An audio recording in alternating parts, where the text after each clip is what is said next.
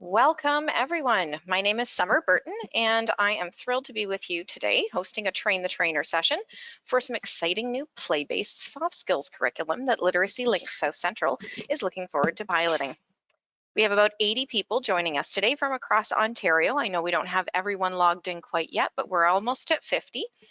And we have folks coming to join us today from school boards and colleges, from employment services, literacy and basic skills programs, public libraries, settlement services, and more. So we have a great diverse group with us today. I'm thrilled. Before we get started, I wanted to let you know that I welcome your questions. There's a chat feature or questions feature in the toolbar that should appear on the right side of your screen. And both Tamara, who's graciously helping me out with tech on today's presentation, and I will do our best to keep an eye on it, especially as we move between topics. Please do know that we're going to come back, though, to that at the end of the session to look for any new questions or anything we might have missed along the way. I also wanted to let you know that I've included a PDF copy of today's slide deck for you in the handouts section of the toolbar. So take a minute to take a look for that, because I know everybody likes to have a copy of presentations, and I welcome you to download that at your convenience. So we'll go ahead and get started. As soon as I can transfer to the next slide.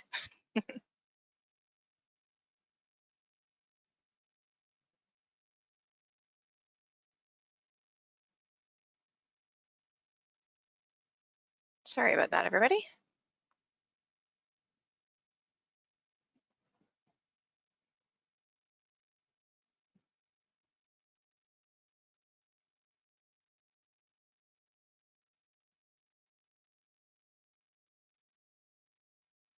Okay.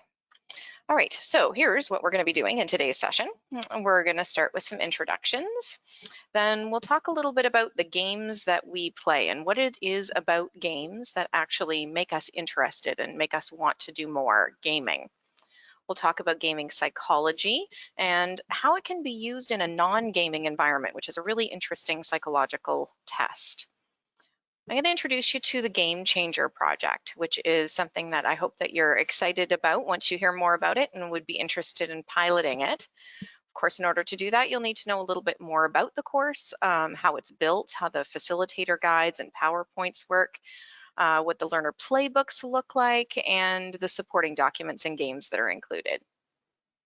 We'll be talking a little bit about some changes that we've made and will continue to make to the curriculum as we pilot it, and also tell you how you can get involved.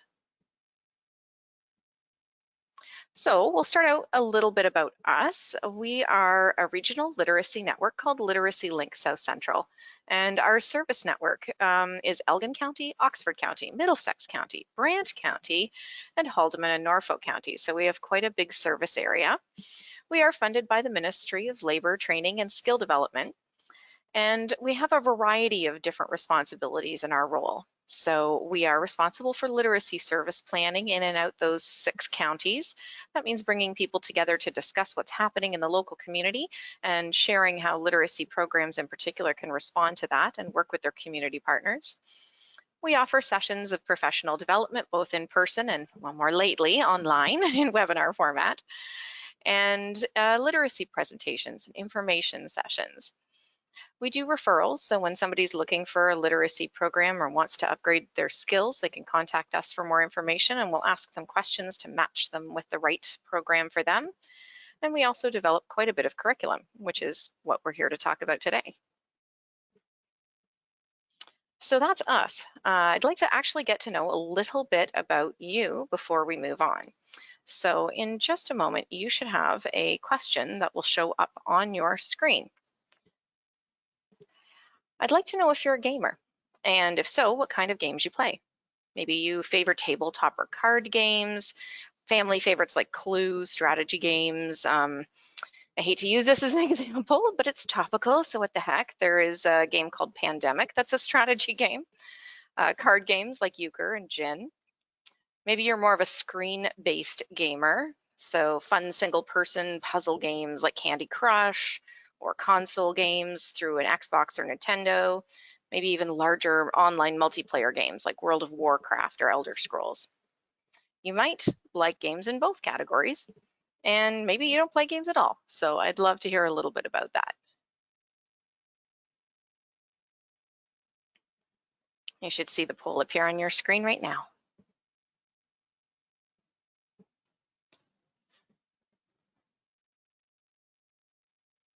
Oh, you guys are voting fast. Thanks, everybody.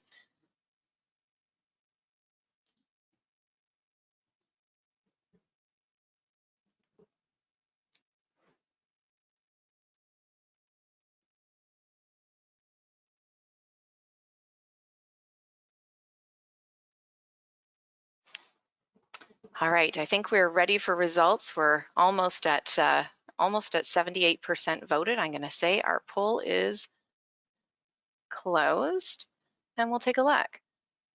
So as you can probably see, 37% of us are tabletop gamers, and 43% play both tabletop and screen-based games, with 14% only playing screen-based, and it looks like we only have 6% who don't play any games at all. Now, the fact that most of us play games of one kind or another is pretty reflective of North American society as a whole, as I guess you probably would have wondered. According actually to a 2018 survey by ProEdge, almost 30% of Canadians play board games once a month or more, and that's over 11 million people. Those people buy a lot of board games too. Hobby game sales in the US and Canada together topped $1.5 billion in 2018. We've also seen a really big resurgence here in our area, at least, of small hobby, toy, and game stores, as well as board game cafes popping up everywhere. International Tabletop Day is one of my favorite indicators that board games are still alive and well in today's day and age. It's something that happens every April in over 80 countries. And when we are not locked in quarantine, there are over 3,000 public board and card game based events that are scheduled through that every single year.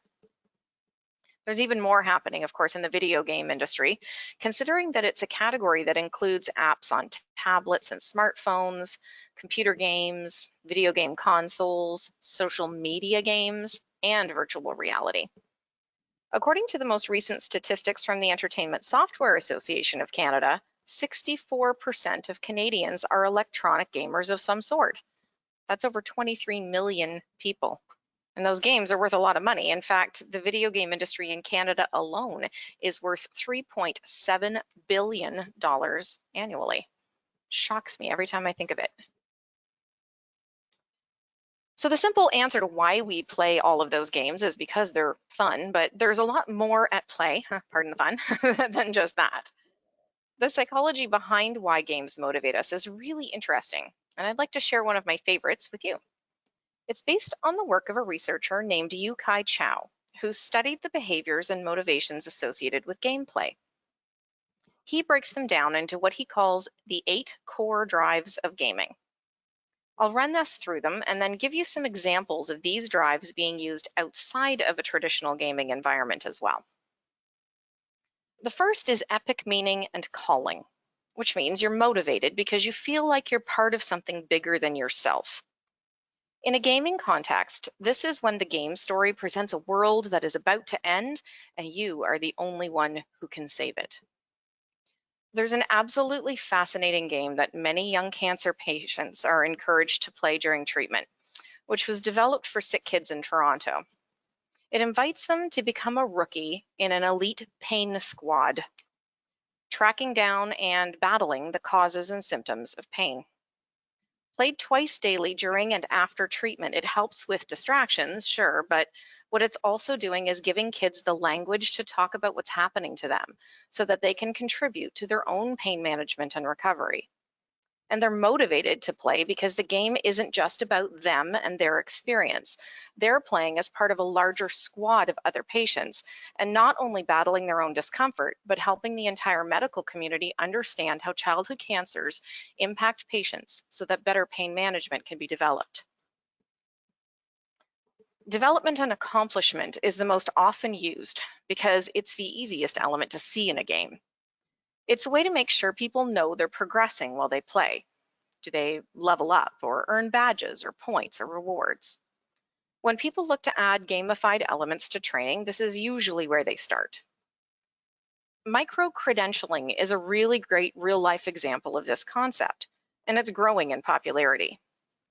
Participants take shorter, more skills-driven courses that result in a digital badge or certificate, rather than a long series of courses that results in a formal certification, a degree, or diploma. Earning those credentials along the way can actually encourage learners to pursue their education further than they would if they were to tackle it all at once. The third is empowerment and creativity, and it's driven by the idea of giving people building blocks and letting them decide what to do with them. An even more powerful motivator if they can start again and again, trying things differently to see if it improves an outcome. Scientists actually made huge strides forward in the treatment of AIDS using this theory. They worked for years to understand how the enzymes used by the virus to reproduce were structured. And then, by posing it as a challenge on a game called Fold It, the enzyme structure was revealed within 3 weeks, and work on what drugs could therefore neutralize it began. How's that for proof that games can make the world a better place? In the fourth one, when a gamer defends their castle and works hard to gather virtual resources, ownership and possession is what's at play. And moreover, because you feel you own something, you want to improve it, protect it, get more of it. People who continue to play and amass virtual currency but can't use it in real life are driven by this. I'd use the Starbucks Gold Card as a real life example here. If you purchase enough products in a short enough time period, Starbucks upgrades you to a gold card. It's literally gold, it's very pretty. And it gets you to get some special treatment when you get in the store, and you earn rewards much faster as a result.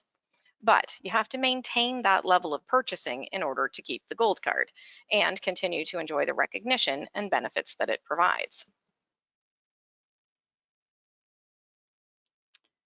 The drive of social influence and relatedness provides a feeling of community and a great opportunity to see how we measure up against each other. My favorite real-life example of this is O-Power, which gets people to lower their utility bills by showing them how much electricity their neighbors that have equivalent-sized homes are using. This idea rewards those who are using less electricity with a sense of accomplishment.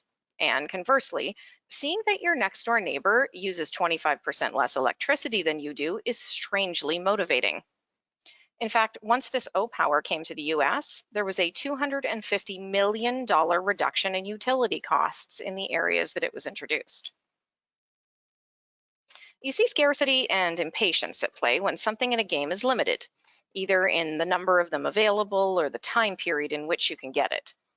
Never fails, people will work harder and longer for whatever it is as a result.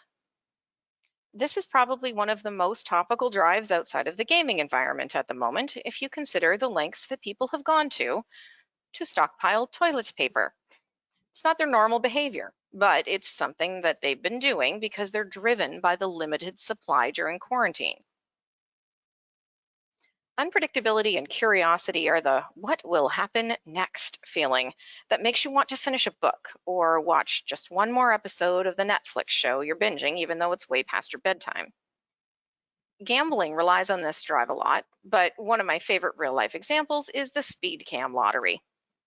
It's been used in Stockholm, Sweden, and here's how it works. Speed cams don't just take pictures of cars that seem to be speeding, but all the cars. A lot like what happens when you drive on the 407 toll roads in Ontario. The difference is that the drivers who are caught speeding are fined, and those caught not speeding are entered into a lottery to win a portion of the fines that were paid by the speeders. And that maybe I'll win motivation really worked. When the lottery was introduced, the average speed of drivers going past the camera also reduced by 22%. And the final is loss and avoidance. It motivates you to play to avoid negative outcomes that could happen if you don't.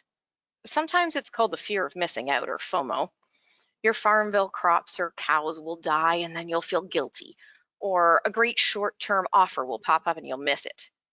This is a tactic often used in marketing, which we're going to look at in a second. When you have to shop at an Old Navy, for example, to redeem your super cash only during a specific 2-week period, or you lose it.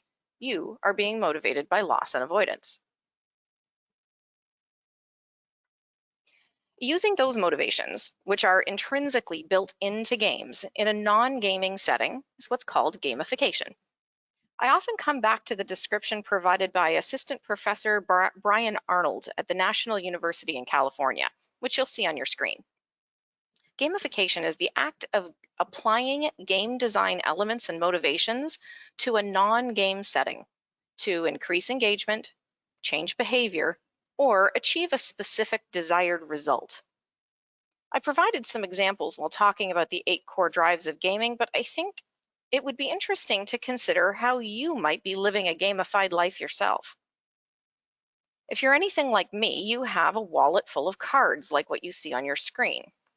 As a result, you likely get special limited time offers that reward you with bonus points for buying specific products. Your points grow as you spend more money at the stores associated with the card, which drives you to visit stores and maybe buy things you might not have otherwise. They're tricky though. They don't want to make it obvious, so they track your purchases and offer rewards for similar or related products. If you purchased a certain brand of cheddar cheese, you might get an offer for their Monterey Jack cheese next, for example. Ultimately, you change your behavior because you get what you want from it. Points towards free products and hopefully some new cheese that you'll enjoy. And stores get what they want: your loyalty, your money, and an ability to move specific products off their shelves at specific times. Now we've been going for a few minutes, so I'm going to take a break for a second and check in with Tamara to see if there are any questions that we might want to address. And she's giving me a no, so we are good to keep on going. Do feel free to put questions in that chat anytime you want though, okay? So these same drives and motivations are being used in education as well, especially as we move towards skill-based micro-credentials. While actual play can absolutely be an element, when you use gamification in learning, ultimately it's gaming psychology that's used to draw in learners. That could include giving them an opportunity to explore, make choices, measure their skills against others or against how well they accomplished a task last time they tried it, set their own goals, measure progress towards those goals, and try new ways of doing things without lasting consequences. And interestingly, all of those elements are particularly motivating to younger learners. Commonly, young people demonstrate some amazing skills while gaming that aren't always observed outside of a gaming environment. They excel at problem solving, can collaborate with others, demonstrate intense focus on the task at hand, and have an ability to learn new skills and new ways of doing things. Most importantly, gamers, young and old, fail all the time. Worst case scenario, a piece gets thrown across the room or a controller slammed down on the table. But what happens next? Inevitably, they cool down and try again, learning from what went wrong the last time so that they can achieve a different and hopefully better outcome. Harnessed, these are incredibly powerful tools for education. As you can probably tell by now, we've had a long interest in the use of play as a learning tool in adult education. And we've done several projects related to gamification and the use of gaming psychology in education. With that foundation in place, in 2019, the Royal Bank of Canada's Future Launch Fund provided resources for us to launch something we dubbed the Game Changer Project. Our goal was to develop curriculum with a couple of key focuses: to engage and motivate younger learners, to provide learning opportunities related to the soft skills critical to success at work, and to utilize the games as an actual platform to help learners recognize, develop, and demonstrate their transferable skills. Recognizing that to create curriculum that appeals to youth, you need to involve youth, we worked with an advisory committee of 6 people, ranging in age from age 16 to 26. This diverse team helped define the focus for the training, provided feedback on how to make it more engaging, suggested games and activities, and reviewed different lessons as they were developed. We also worked with a startup company founded by recent graduates of Laurier's Game Design and Development program. Their company, called Telios Engagement, provided advice and support on the board games, video games, and break-in box style activities we were embedding in the curriculum. Their mission of giving games a greater purpose fits perfectly with our vision for this project. So, what does this curriculum actually look like? First, it's divided into 14 different modules, each of which has a different focus. Building it in a modular fashion was done intentionally to allow for maximum flexibility with the programs who are training it. If you run them all, it may take up to 40 hours in class, but it could easily be broken into any number of smaller workshops of 2 or 3 hours in length based on the individual topic of interest. We start the course by sharing insights into gaming psychology, much like I just did with you, so that learners understand why play is a focus of the course. Helping them identify the skills developed and demonstrated through gaming not only validates the time they may have spent on these activities in the past, but it also opens their eyes to the possibility of transferable skills, some of them for the first time. From there, the second session begins with a reinforcement of what was learned in the first before launching into one of 10 different soft skills. Each of those 10 modules focuses in on a different soft skill, from nonverbal communication to conflict resolution to flexibility and adapting to change. And I mention that flexibility piece in particular because it's something required of facilitators for this course too. This course is actually the learners who determine the topics covered and in what order. At the end of each session, they're asked to be the ones who choose what they'll learn next. The course concludes with modules that help learners discover what soft skills employers are looking for in today's labor market and provides an opportunity to do some self-analysis and planning for future skill development. The final module is about practice through play and provides the group access to an assortment of different games they can use to practice the skills they'd like to keep working on before the course concludes.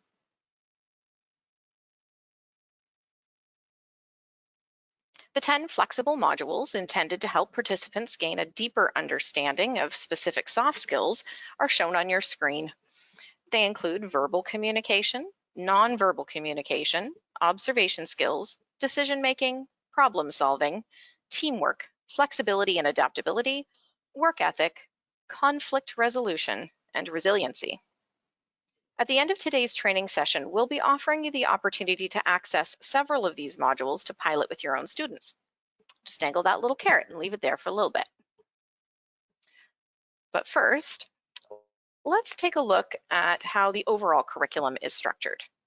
There are several elements included in each of the modules of the course, including a facilitator guide, a lesson that can be facilitated in PowerPoint, a learner playbook, and support documentation, which could include gameplay instructions, learner handouts, tracking sheets for the facilitator to use, or visual aids for the classroom.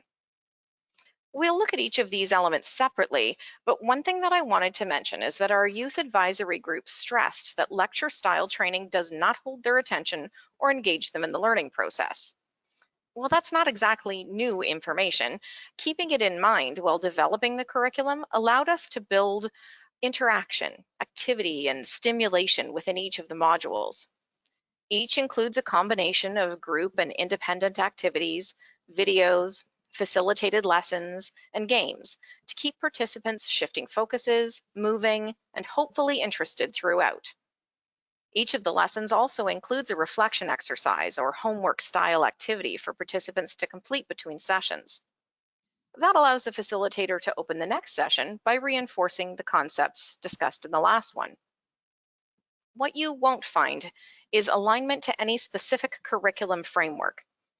As this project was funded through the Royal Bank of Canada rather than the Ministry of Education or Ministry of Labour, it's able to be shared across systems. If you decide to align it though, we'd love to know.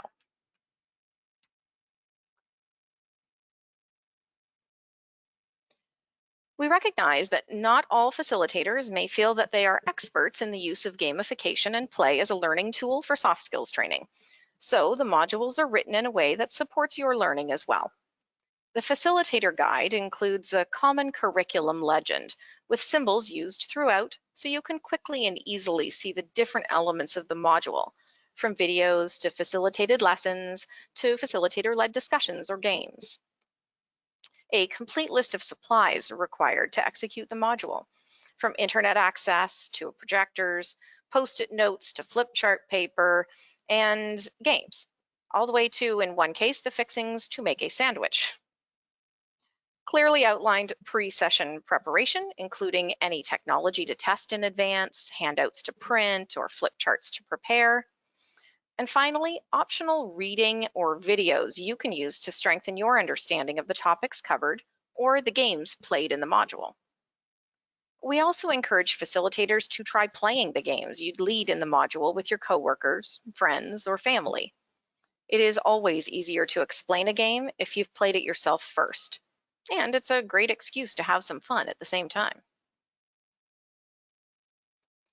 In addition to these common support elements, facilitator guides include reminders to take up any reflection activities that were assigned in the previous session, notes about running each of the activities included in the module, screenshots and notes for the PowerPoint presentation, which we'll take a closer look at in a moment, and key points that should be explained or reinforced. When participants are expected to watch a video, do an exercise, or read an article and then answer questions about it, answer keys have been provided for your reference as well. When games and activities are wrapping up, debriefing questions are included to help you guide a meaningful conversation about what the participants experienced. And a takeaway or reflection assignment is included to encourage participants to consider the topic and how it impacts their life outside of the classroom. Each facilitator guide concludes with a prompt to have the participants choose the next session's topic as well. As I mentioned earlier, screenshots of the PowerPoint are included in the facilitator guide, but it's also a standalone presentation you can display on an overhead for students. In addition to the visuals provided by the PowerPoint, a complete script for the presentation has been provided for your use. It is important to mention, though, that if you're comfortable with the material, the scripting does not need to be used word for word. It's there as a guide and can be referenced to assist you in facilitating the lesson as needed. It's a comfortable security blanket, though, to help anyone who may not feel as confident facilitating the presentation without thorough notes. The Learner Playbooks are Module 2, which means students will build their overall course book as the individual lessons are introduced. Each starts with the agenda for the session to set an expectation for the topic and what will be discussed. The playbook follows along with each of the PowerPoint presentations, providing fill-in-the-blank prompts and questions for the learner to answer as the facilitator speaks. Activities are explained as they're introduced, and there are often small articles to read and discuss as a group or answer and take up questions about. When games are introduced, the playbook explains how they connect with the skill being discussed and provides those that aren't playing space to make notes on what they observed while their classmates were playing. At the end of each module, a page is included to remind learners to vote for the next topic they'd like to discuss, and a takeaway or practice activity is recommended to reinforce their learning. There's also a spot for them to record the date and time of the next session. A tip about that: if you're delivering only one module as a standalone workshop, which is absolutely fine, you can print only that playbook for participants. I would, however, recommend not printing those last 2 pages because they're the ones that are focused on the next session. So it sets the expectation for the learner that there will be a next session, which may not be true in your circumstance. I'm going to pause here again and check in to see if we have any questions that we should address. Tamara? Thanks, Summer. We've had a few questions about access. So wondering how people will be able to access the modules. And also there's been a question about where has the curriculum been implemented and what has been the feedback? Okay, so I'll start with the first one, how people can access this curriculum. I'll be addressing that very specifically at the end, but I'll skip ahead just to let you know that I will be sending you a survey link, which if you are interested in piloting this curriculum, because this is a pilot, we will be sending you a pilot agreement, which basically outlines what we're hoping that you'll let us know about the actual execution of the curriculum. And then we'll send you the modules however you'd like them. So it could be via email, it could be put in a Dropbox, it could be on a Google Drive, whatever works best for your system. The folks that we've worked with so far, and I'll talk a little bit about that, have mostly asked for it via email, so we've been sending it out. And as you may have guessed from how I've been wording this, it is a pilot. So while we've gathered lots of feedback through the review of the modules with our youth advisory group, we're hoping you guys will be the ones that will roll it out and actually tell us the feedback. And that's why the participation agreement says right in it that we're looking for the evaluations to be sent back to us. So I'll speak to evaluations again as well. And there are 2 more questions Tamara will share with us. Okay, so there is the question about where has the curriculum been implemented and the feedback. And then also, does this cost money to use? And is gameplay by teams? Awesome. So does this cost money to use? The curriculum we are offering for free. You may end up incurring some costs to purchase games. So what we've done is very intentionally tried to go with lower cost games, recognizing that many of the folks that would be interested in running this curriculum will be in the world of nonprofit and will not have a giant gaming budget. So the majority of the games that we have included are under $50. And we are also, we have obviously bought and tried and tested several times each of the games that we've included. So it is possible that we may be able to loan a couple of games out. The only challenge with that will be how many people would be interested in borrowing a game at the same time. So I would expect that some people will need to invest in some games in order to successfully run this curriculum. And then the other supplies are mostly office supply related. So, you know, your PowerPoint presentation is complimentary, care of us, but you may need to have a projector and a whiteboard screen. Hopefully you already have that, but if you don't, that would be an investment as well. Tamara, I'm going to need you to refresh my memory on if I've gotten that 4th question or not. Helen asked, is gameplay by teams? Thank you, Helen. So the gameplay is for the most part in a team-based environment. Some games are collaborative, which means that you and every other player are working together towards a common goal. Others are individual, where you're competing against the other players. It very much depends on the module and what game is being played. I will be addressing something else a little bit later, but I'll share a sneak peek at it now. We also recognize that there are some challenges in our current world with getting a whole bunch of people together close enough to play a physical game. And yeah, we know that that's an issue, and I'll speak to how we're working towards supporting you with that shortly. Okay, I believe that we are good to go. But keep them coming. Okay, so in a moment, I will talk about supplementary documents because there's quite a number of them that are available with the curriculum, but wanted to mention something first. If you can think back to when I was talking with you about UK Chow's 8 core drives of gaming, you'll remember the one about development and accomplishment. It's how people recognize that they're progressing in a game. We have embedded that into this curriculum as well. So in the first module, Gaming is Good, participants create their own custom avatar and then send it to the instructor. For the remainder of the course, that avatar is actually used by the learner to track their progress through the soft skills modules. So at the start of session 2, their avatar is given back to them, printed as a watermark on a progress tracking card. And each time they complete a soft skills module, they receive 1 of 10, because there are 10 soft skills modules, full color sticker backed pieces of their avatar to lay on top. So the avatar literally comes more clearly into focus as the course progresses and their skills grow. The supporting documents for that particular ongoing activity include instructions on how to build the avatar using Character Creator, a progress sticker template, a progress card template, and an instruction document explaining to the facilitator exactly how to get each learner's avatar into those 2 template documents. And you can see on your screen a partially completed progress card. So we have someone's avatar there, and they have taken successfully the conflict resolution, observation, verbal communication, work ethic, and nonverbal communication modules according to the look of their avatar on the screen.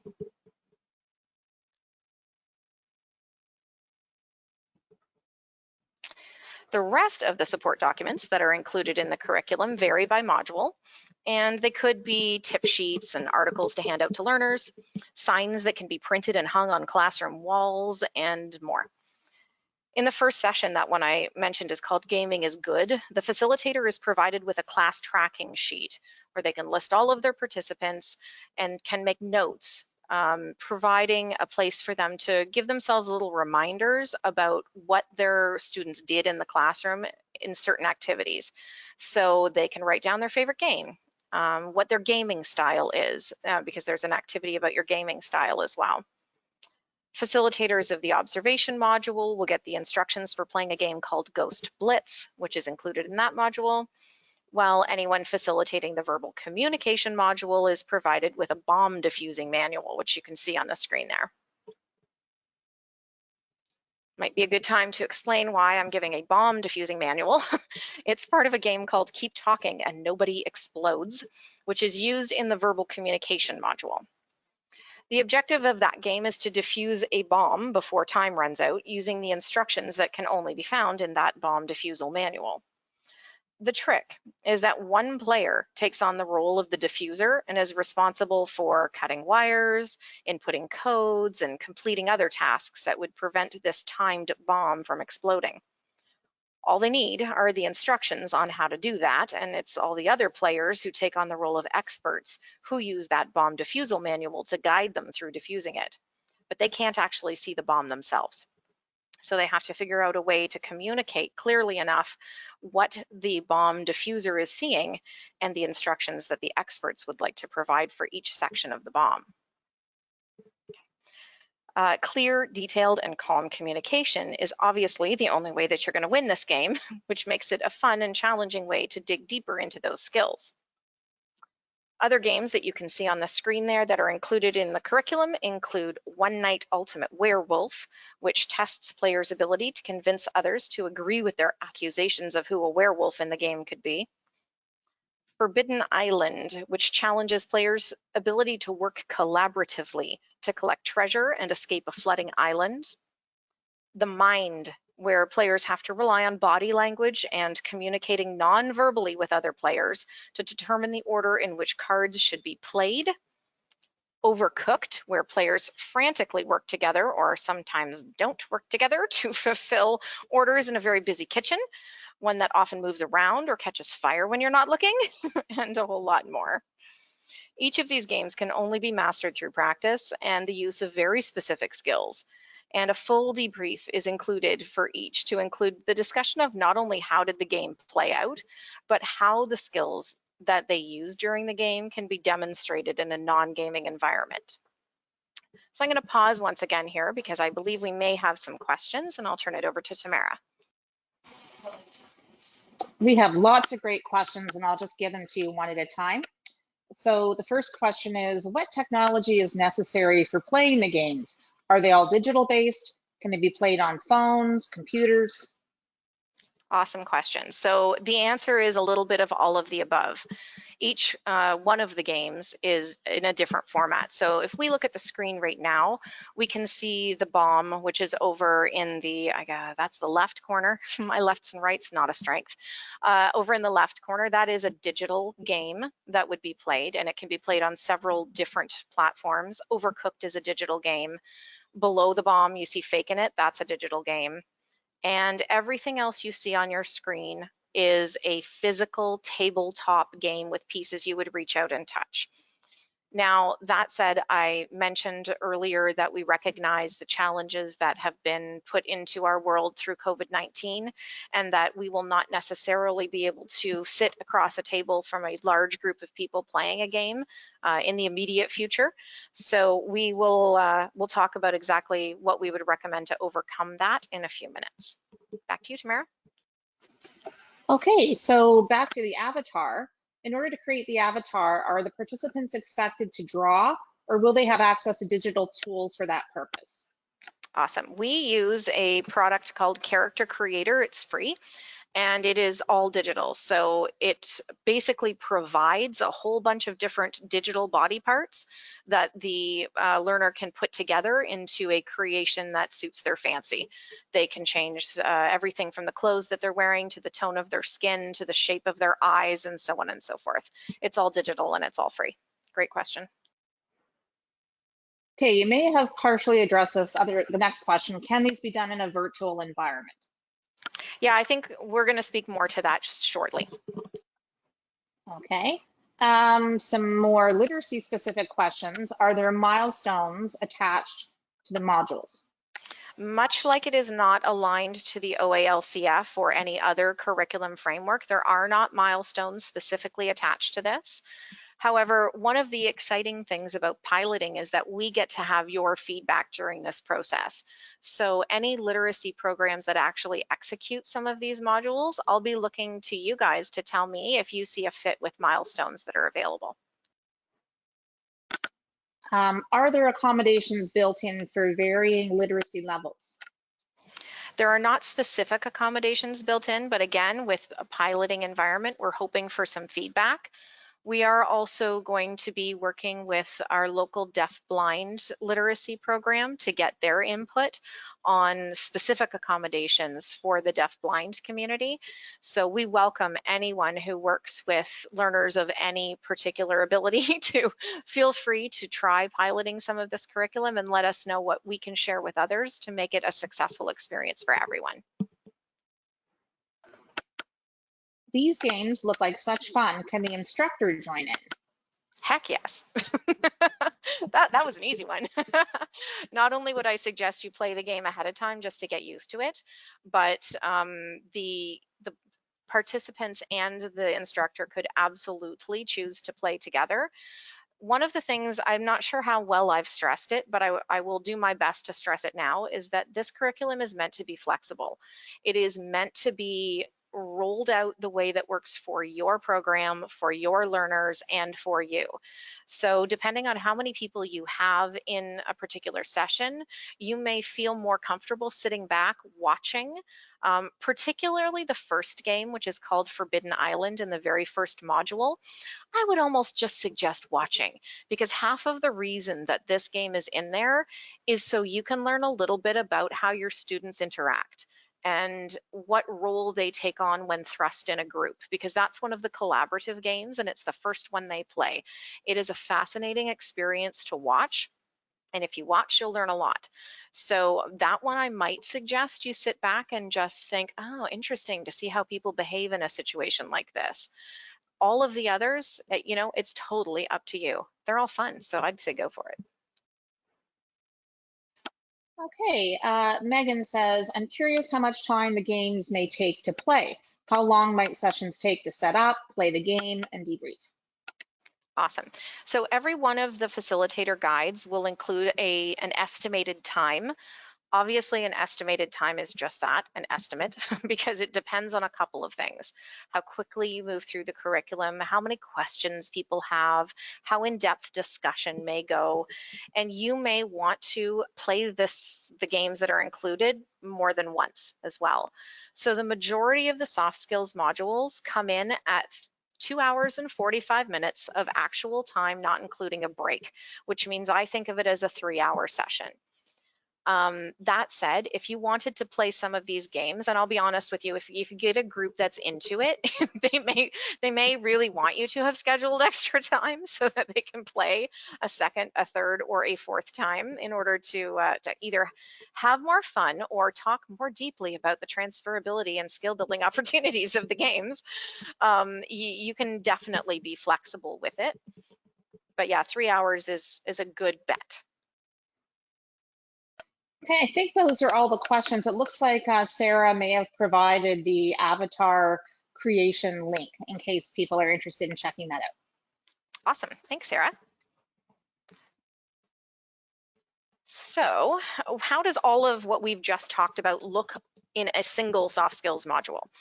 Let's take a look. I put conflict resolution up here for us to take a look at so we can see how it all fits together. As a learner experience or a student experience, somebody learning about conflict resolution through this course would first discuss with their peers what color they most associate with conflict and why. And the facilitator guide has a whole debrief for that discussion. They would then craft their own definition of conflict and then compare it with a standard dictionary definition, discussing the differences. Then they would listen to and take notes from a PowerPoint presentation that the facilitator would give that suggests a really specific perspective and a somewhat simplified perspective that really works well on why conflict happens. And that is that someone's needs are not being met. Using a mix of information that's provided by the facilitator and through group discussion, they would look at why people's needs don't get met, how it makes them feel and react, how to approach a difficult conversation to try and resolve that issue, and also recognizing that not all conflicts can be resolved the way we want. The lesson also looks at how to handle things when they don't go your way, with a discussion on the difference between needs and wants as a gateway to talking a bit about compromise. Someone taking that conflict resolution module would also learn about the Thomas Kilmann instrument, or the TKI, and then complete a short and free online version so that they can identify their go-to conflict resolution style. As part of that activity, they'd be given a conflict management cheat sheet and challenged to cross-reference their style with others to see what the likely result of a conflict between two of them would be. Before moving on to the game, they discuss the language that people use when they're in conflict and how to speak in a way that their perspective might actually be heard instead of shutting the other person down. And then they play a game called One Night Ultimate Werewolf, which is to try out the skills of convincing others to see your point of view. And then they'd participate in a debrief to talk about how those skills are transferable. Near the end of that session, some of the key elements of the lesson would be reiterated, and they're given a takeaway. I think I've talked about that a few times. This particular takeaway is to watch the people around them and try and figure out what anyone else's conflict resolution style is. Pick a person, see if you can figure it out. They're also encouraged to then check the cheat sheet to see how they could deal with conflict with that particular person most successfully. So obviously each module is very different depending on the subject matter, but this gives you a pretty good idea of how they're structured. So now to something that we've alluded to many times. I don't need to tell you that COVID-19 has thrown a pretty big effect into the training and employment programs across the province, and a wrench in the idea of some face-to-face training, although we know that changes are happening pretty quickly. I understand phase 2 is starting this Friday, as a matter of fact. Our original plan was a slow ramp up to in-person piloting with interested programs this summer, but given both the challenges and I guess we'll call it the opportunity that coronavirus has thrown at us, we began to offer interested programs the chance to pilot several of these modules earlier than we planned. In fact, we have 6 programs that have already decided they want to pilot at least one module, if not more. That said, it's not quite as easy as just putting the curriculum up on a website for anyone to download. For one thing, while PowerPoint style lessons offer really flexible delivery options, the in-person games, especially the tabletop ones, don't automatically translate into a distance learning environment. And you guys have already been asking me about that. But we are working on it. So we've already released the first of what will be several online and social distance learning supplements that can be used by pilot sites in place of the in-person gaming experiences that are embedded in each module. To give you an idea, we outlined how one of the games that we talked about earlier was Keep Talking and Nobody Explodes. In this document, we talk about how it can be played using an iPhone app and Zoom. We also looked at alternative games where we've been able to find and test them, because I don't really want to send things out saying this should work if I haven't done it myself. We outline how to use games called Space Team and Bomb Core and how they could be used in a very, very similar fashion to keep talking and nobody explodes, but at a distance, either a socially responsible 6+ feet apart distance with everyone on their own devices, or using an online platform like Zoom. And I mean, as a nice bonus, even if people don't choose to use these games as a replacement for in-person, if perhaps, you know, things are going to go back to whatever normal will look like and we have in-person classes shortly, then they can continue using the original tabletop games and supplement the learning by recommending additional games for their students at home. I'll pause here really quickly and ask Tamara if there are any questions before we talk about getting involved in the curriculum and how you do it. Well, I think this question is actually a good segue to that discussion. Natalie is saying, I would love to pilot, but our center closes this Friday for the summer. Is it possible to pilot this in September, or does it need to happen right away? Thank you, Natalie. That is a great question, and I'm sure other people were wondering that as well. So we are being funded to roll this curriculum out thanks to funding through RBC, as I mentioned earlier.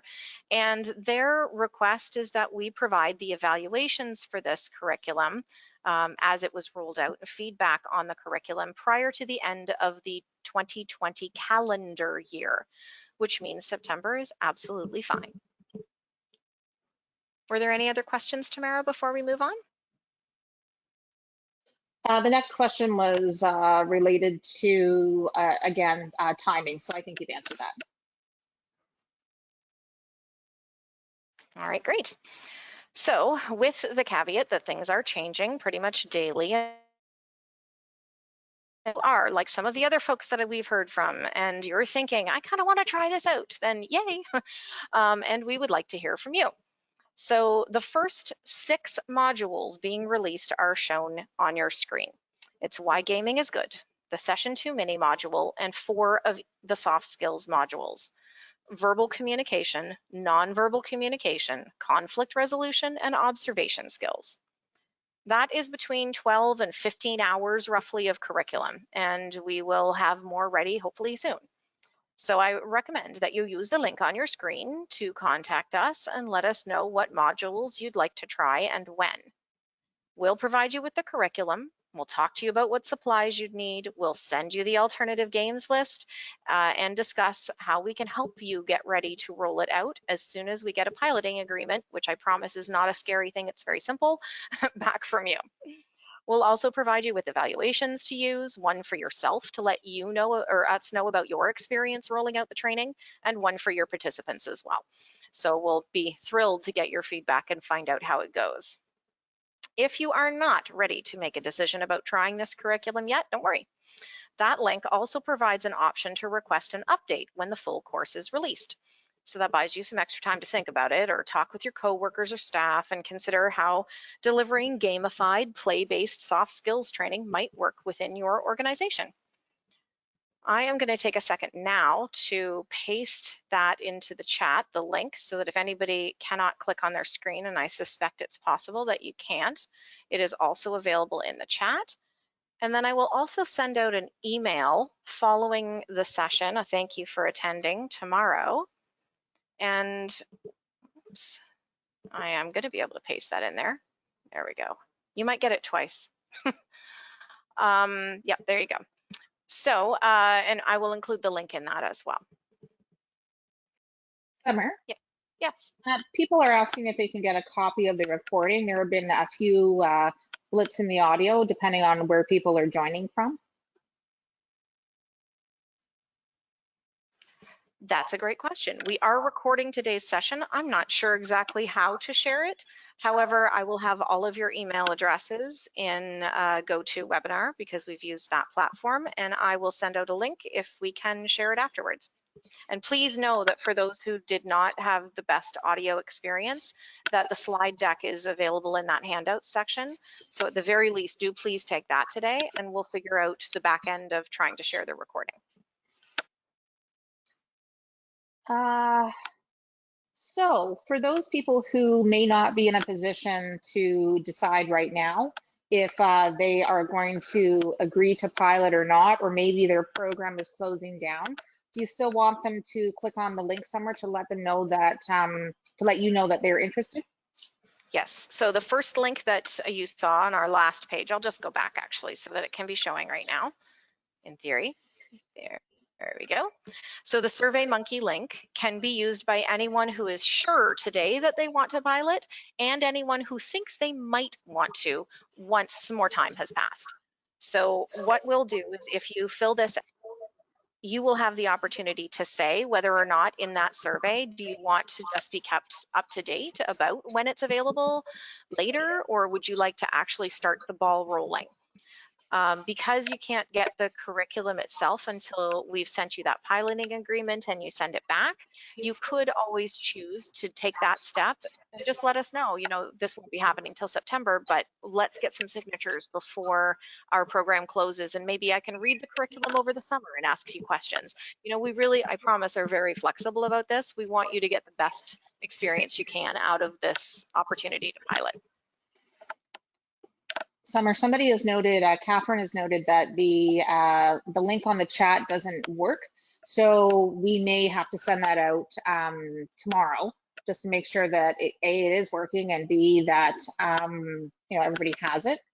And there also was a question about, which I was expecting, about will this curriculum be translated into French? At this point, we do not have funding to translate it into French. However, if that funding were to come available, I would absolutely love that. I wish I could give you a quicker, better yes answer right now, but I don't have it at the moment. Louise, I would be interested, since you asked that question, in, you know, whether there is a particular module and that you're interested in, and also whether or not you're an LBS program. Because if you're a literacy and basic skills program, then maybe I could ask the Francophone Coalition if they happen to have any interest or funding to maybe translate one module. I'm certainly not making any promises on their behalf, but it's possible. So. Okay, so somebody else noted that the link does work, but you have to copy the last part.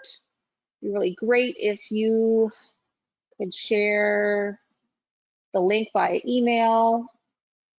I'll definitely send it out. Somebody else noted that, oh, okay, there's more than one person who is interested in a Francophone translation. So Rita, I would suggest that maybe we could take this offline and talk more about which of the modules might best be suited as a starting point, because we'd like to be able to support you guys as much as we can. And I'm sure COFA would feel the same way, so if they have the funding. Awesome, thank you. I'll open up the floor again in just a second, but I am going to mention that we do have an evaluation of today's session. So I'd love to hear what you thought of this particular webinar and you know, what you learned and the topics we discussed. This is not for you to sign up for actually piloting. It's literally just tell us a little bit about what this experience was like for you. And then I'll reopen the floor while you're thinking about that. So I recognize that if I paste this, which I could, into the chat, it may not work again. I'll try it, but I will send it out by email as a follow-up. So are there any questions that we'd like to open the floor to? And we'll keep it open for a couple minutes. And if I may, it's Tamara here. I'm curious, I put something in the chat and nobody answered it there, so maybe it's not the right question, but you know, we developed this originally thinking about young people, thinking about youth, and is this a better way to engage them?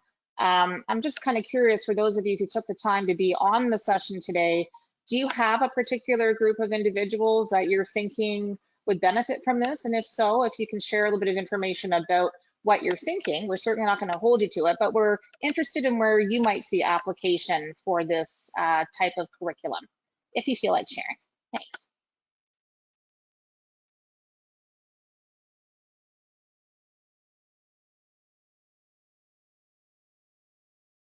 Interesting. So somebody asked if we could send a PDF So Catherine, do you mean a PDF of the presentation, or what are we talking about? And Catherine, While she's typing that back, if that's what you're looking for, it is a PDF that's available in the handout section of your GoToWebinar. So you should just be able to click it and download it right from there. There's a very interesting question.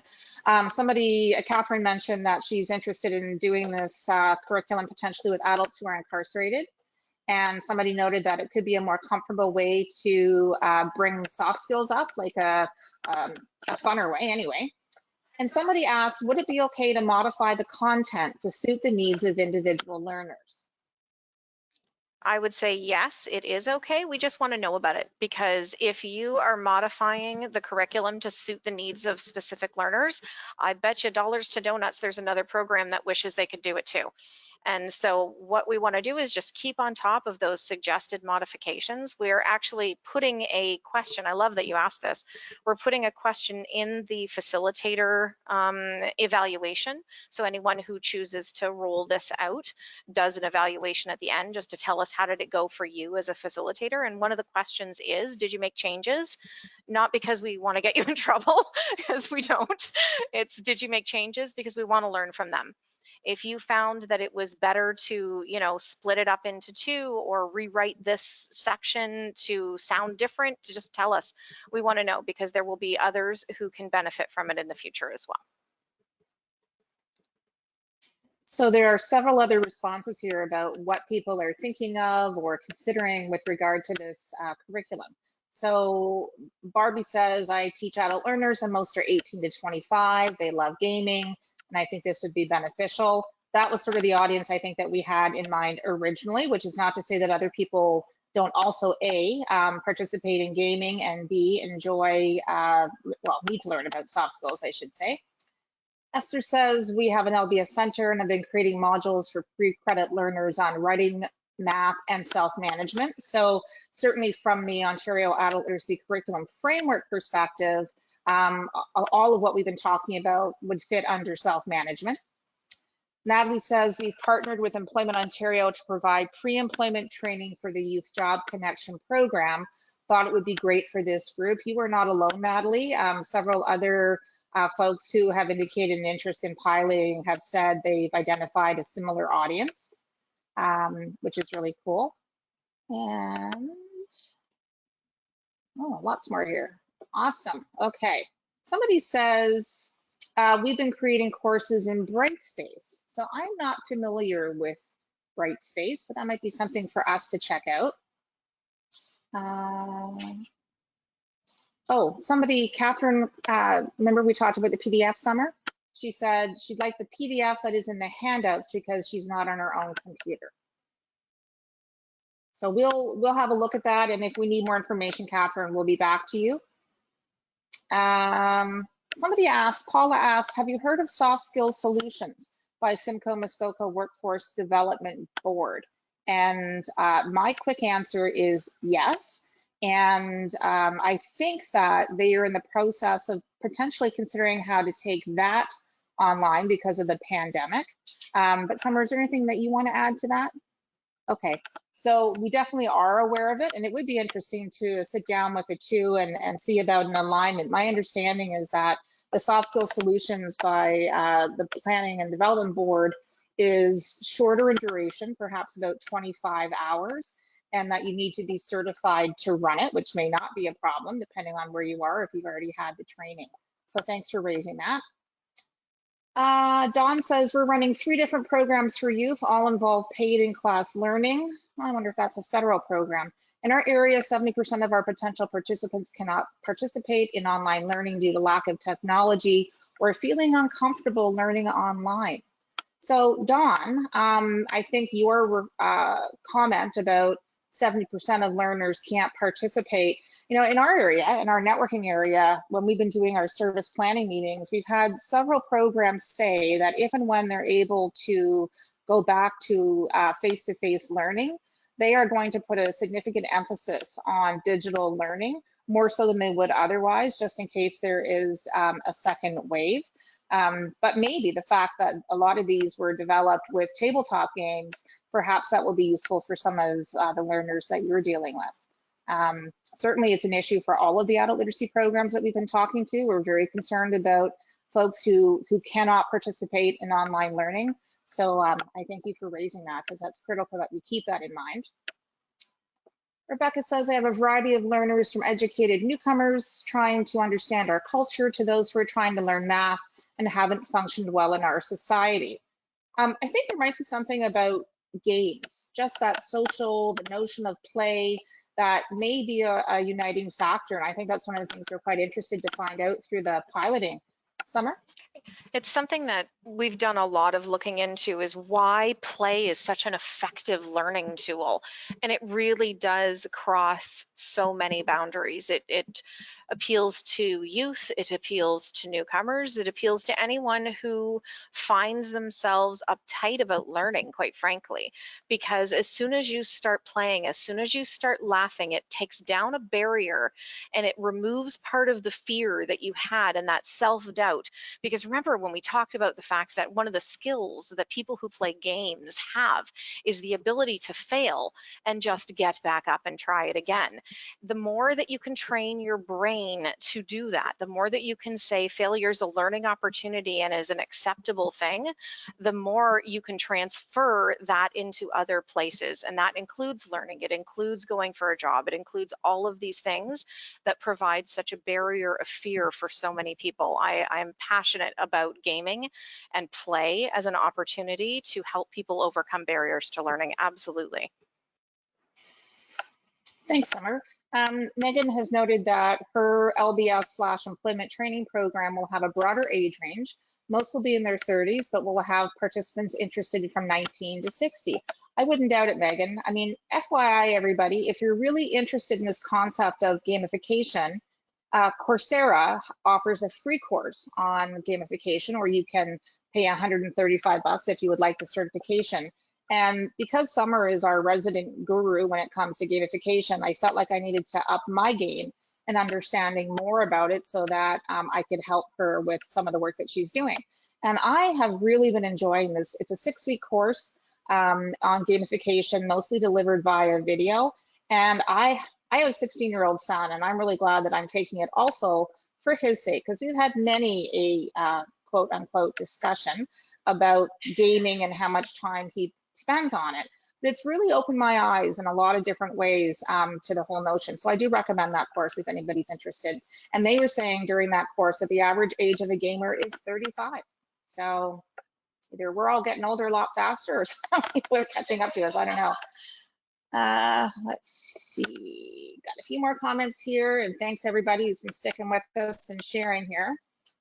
Zarima, if I'm saying that right, says, I believe I could implement some of the modules with my literacy and basic skills students who are above 30 years old, but who could benefit from learning soft skills and interpersonal relationships. Absolutely. And if any of you have gone to, what do they call those, the escape rooms, it's a fun experience for sure, but the huge value to me when I did one was going through a debriefing session, because there's so much richness involved in looking at why people do what they do, what motivates them, how they are affected by the behaviors of others. So I totally agree that this would be fun, I believe, for all ages. Stephanie would like to know, what size groups is this curriculum geared to? Good question. The lesson portion of the curriculum could be run with any size group. The gaming portion can be run with almost any size group. So I say almost because some games do require a minimum of 3 players before they can be played. And many games have a maximum of, say, 6 players or 10 players, depending on the game. One of the things that we have, however, built into the curriculum for larger groups is a role for the observer. So I mentioned something about that earlier, where if you're not the one playing the game, you would be watching the game, and there would be specific questions in the learner playbook about, what do you see? What have you noticed? So that part of the debrief afterwards is built in what value somebody who's not so caught up in the game themselves can bring to a discussion about how a game plays. And to speak to something that was asked way, way earlier in today's session about how long it takes to run one of these sessions, if you wanted to do one of the sessions in 4 hours, you have so much more gameplay time. So you could easily have a larger group and say, let's pretend for the sake of argument, it's a game that only has 4 people that can play. You could rotate through that game several times and watch how the folks who are observers then become players who play the game differently because of what they saw the first time. It makes for some really, really cool conversation. Thanks, Summer. Somebody's asking where the handout section is. If you look to the right-hand side, you might see a bunch of gray bars. So sharing, webcam, audio, dashboard, etc. And one of them is handouts. You can see it has, if you can see that, it has a 1 beside it to indicate that there is actually a handout in there. So I hope that helps, Sue. A couple people are helping me understand what Brightspace is. It's a D2L learning management system, which helps me a lot. I have heard of DTL. So thank you so much.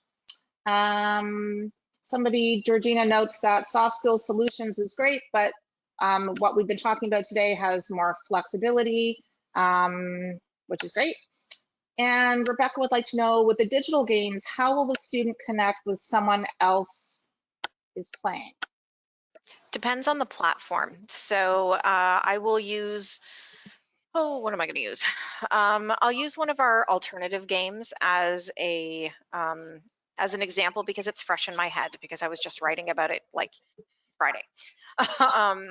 It is a game on a platform called Jackbox. And Jackbox is a fabulous platform that allows you to share games across the internet. One person plays or buys the game and then all of the players go to jackbox.tv in any web browser. So it can be on a phone, on an iPad, on a computer, on a tablet, whatever. And the person who owns the game shares a code with everyone who is going to play. They all type that code into Jackbox TV and they all show up in the same gaming room playing the same game. So that would be one of the alternative games that we have put in play in that social distancing and online distancing document that I mentioned. If it is a game that we haven't gotten to yet, don't know I can entirely answer that, but I do know that many of the games can also be played through, you're going to watch my wheels turning. Well, I guess you can't see me. You're going to hear my wheels turning. The hamster's running fast. Steam, that's what it's called. Steam offers cooperative gaming as well, and that's a PC gaming platform, not games for your iPhone or anything like that. It's a PC gaming platform, and they offer a video sharing. There's also an app called Bunch that allows you to play several different games that are phone games and do video screen sharing at the same time. So if you get involved in the project and you want more information, a lot of this information I've got in that supplemental document as well. Thanks, Summer. Stephanie is doing just a shout out, I think, saying that she was originally attended this webinar because she was curious about applications of the program in a public library setting. But as someone who has 2 teenage sons, and noting that they love gaming, I think she's very curious and thinks it would be very relevant for them, which I'm glad to hear. A couple people seem to have asked about where to access the course. I think they must be talking about the gamification one that I mentioned on Coursera. So how about we will add a link to that in the email that Summer will send out tomorrow. So that way you'll know exactly where to find it. Rebecca's asked, what is the starting age for this? That's an awesome question. I don't have a specific starting age. I'll tell you that when we worked with RBC to put in a proposal to develop this curriculum, they were most interested in appealing to youth that were roughly age 16, basically working age, age 16 up to age 30. So that was kind of the original window of interest for them. As we have gone through and developed it and had it reviewed and have been talking about it, and me, as definitely no longer considered a youth, have been playing the games. I can tell you that if you have an interest in games, there's no upper limit.